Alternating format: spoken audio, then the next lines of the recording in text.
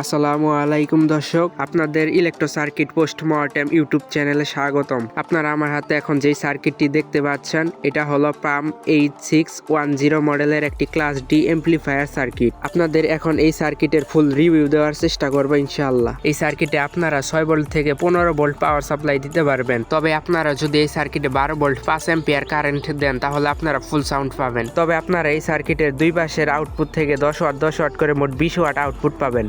আপনারাই দেখে নেন এখানে কিভাবে কানেকশন দিতে হয়।